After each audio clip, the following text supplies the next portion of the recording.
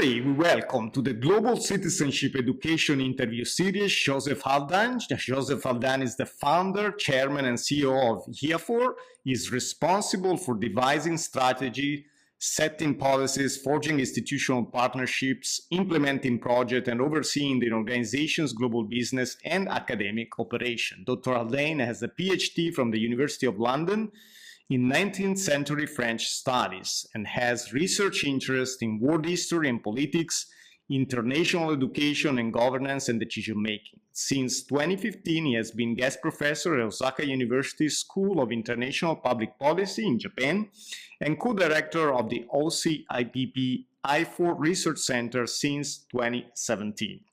In 2020, Dr. Haldane was elected honorary professor of University College London, UCL, through the Bartlett's School of Sustainable Construction and full professor in the United Nations Peace University European Center for Peace and Development in 2022. A member of the World Economic Forum Expert Network for Global Governance, he holds visiting professorships at Belgrade and Doshisha universities where he teaches ethics and governance. He is a member of the International Advisory Council of the Department of Educational Foundations at the University of Hawaii and Manoa in the United States. So Joseph, you have a rich biography. It's a pleasure to welcome you to the Global Citizenship Education Interview Series. Thank you very much, Emiliano. It's a pleasure to meet you and to be here. Wonderful. And the first question all my international guests would get is a challenging one. And the question is, what is global citizenship education and how has it shaped your professional journey, if at all? Okay, well, that's a good one. And I think my professional background and my academic background as it is actually struggles with this question a lot. And I don't really know what it is. What is it to be a global citizen, and what is global citizenship education? I don't know, but what I do know is it's something that I've put at the very heart of the International Academic Forum because I want to know the answers. I want to know, like you, I think I'm interested in what other people think about being a global citizen and what it means to them. So perhaps that's avoiding the question. So now I've avoided it.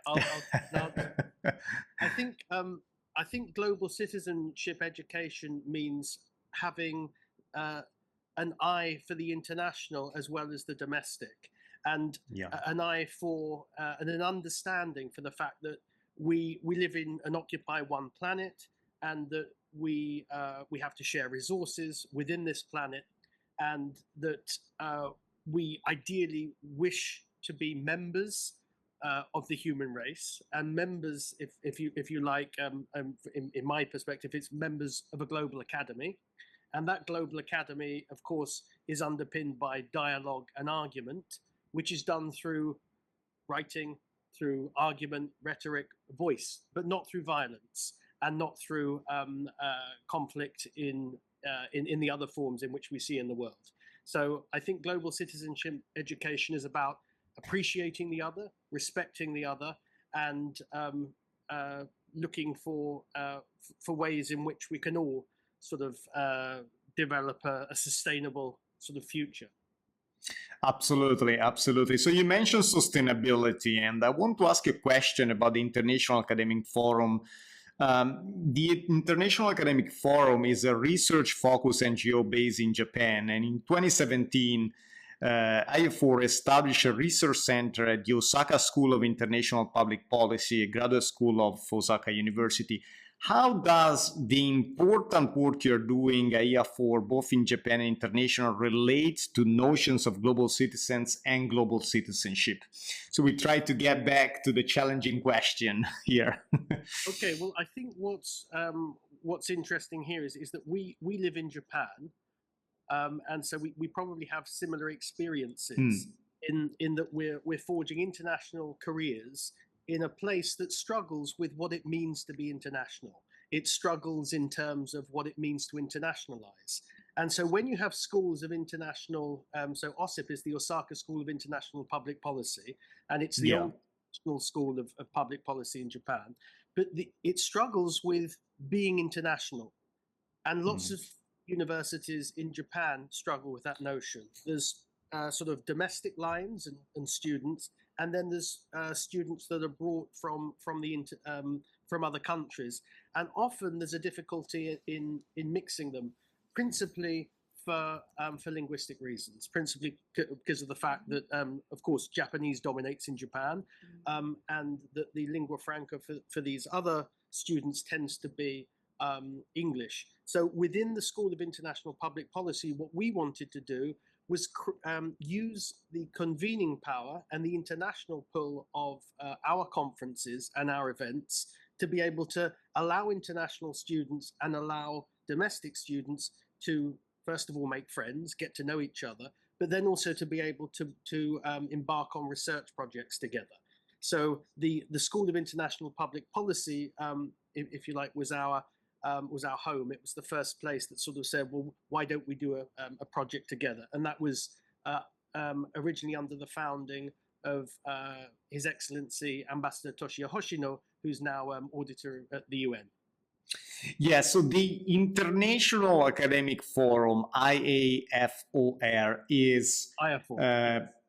And how would the acronym exactly is, how is pronounced exactly? It's pronounced IAFOR. IAFOR, okay. Yes. I was struggling with that. Most people do, yes. So it would be interesting, I believe, for our audience here to better understand, of course, shortly, because it will take a long time for you to go through the history of this important work you're doing with the International Academic Forum, but how such an internationally connected reality developed in Japan and then to the rest of the world. What were the critical core steps based on your experiences?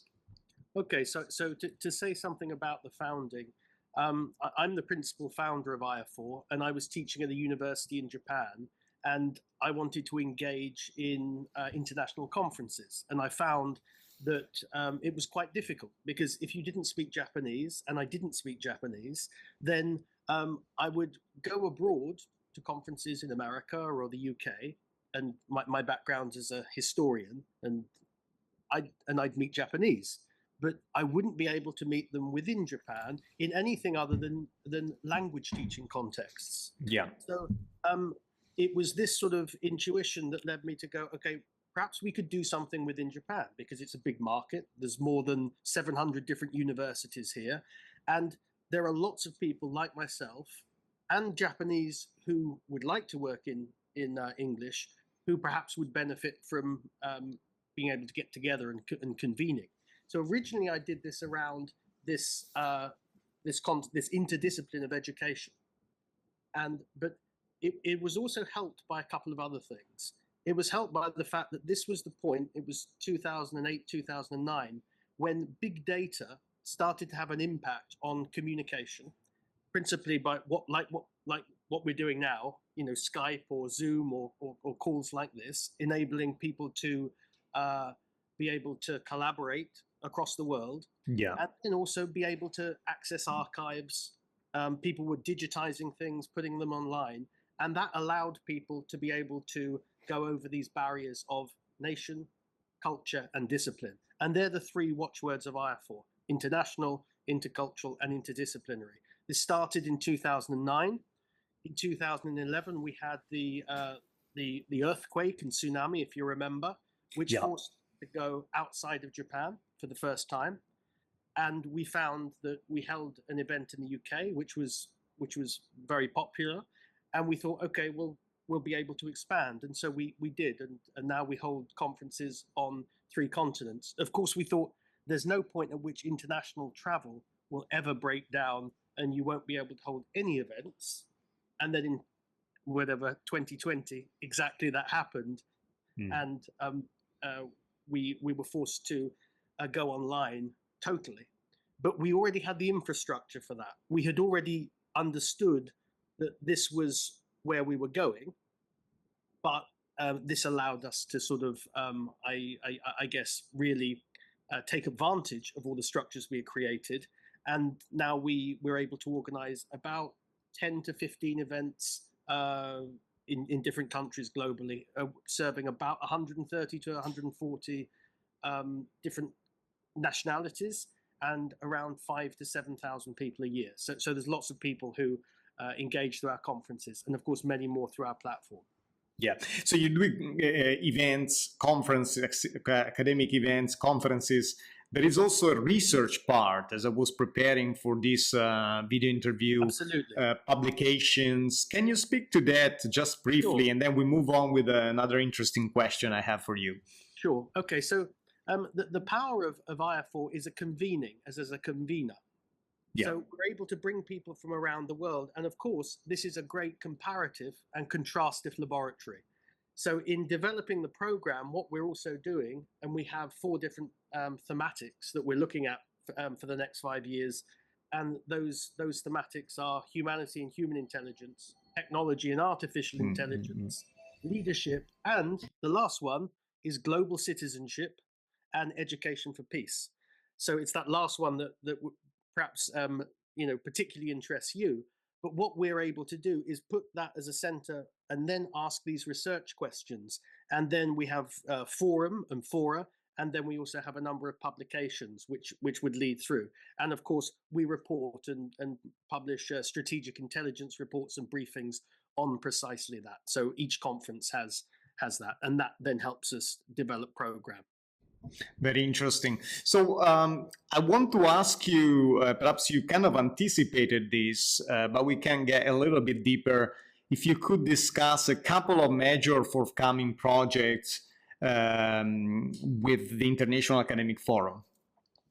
Okay, so I think one of the projects we have at the moment is a project of global scholars, and that this is sort of we received quite a large amount of funding to be able to expand what we had as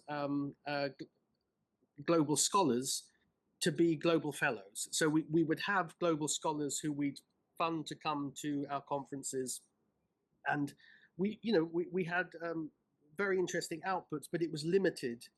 Yeah. Because the money was limited to a conference. But we received a reasonably large sum of money, which allowed us to expand this program to be a series of global fellows. And those global fellows are asking some interesting research questions around marginalized voices. And I think that's one of the interesting things that we're able to platform, and that's where IAFOR is a bit unusual in that it's sort of a bottom-up organization and exists at various different levels. To take another thing, because you said a couple, within the IAFOR Research Center, we have a project that we are called Global News View. And Global News View is about getting more stories that are from around the world in front of a global readership. Because as you know, agendas are largely set by what people want to read in, say, New York or London. And then you will see very, very little is given to, for example, Africa, or and when people speak of Africa, it's just spoken about in terms of its problems. So yeah. This global is at the center of something to try and redress that. And there's another one that we're currently just starting out, which is a UN Security Council database with its decisions, and we want to make that more accessible and more searchable, because there isn't any way of easily accessing that. So we're engaged in a number of projects that help people research and that are build-outs from our work in the forum. That's very interesting, in line perhaps with the work that I'm advancing, so we could have discussions on that. You have been mentioning the word global quite a lot as we proceed with this conversation, and it's quite interesting. And perhaps because the interesting work that you're doing is in fact global, international. And I want to ask you a final question for our conversation. The question is, how would you define global citizenship education in 3 key words, and why these 3 key words? I know it's a challenging one, It is, but it's very useful, very useful. I think understanding is a key one. Understanding. Understanding. I think respect. Respect. Understanding, respect, and dignity. Dignity. So if I were to choose these three, and essentially they come at this, the very core to me of global citizenship is about the value of each human life.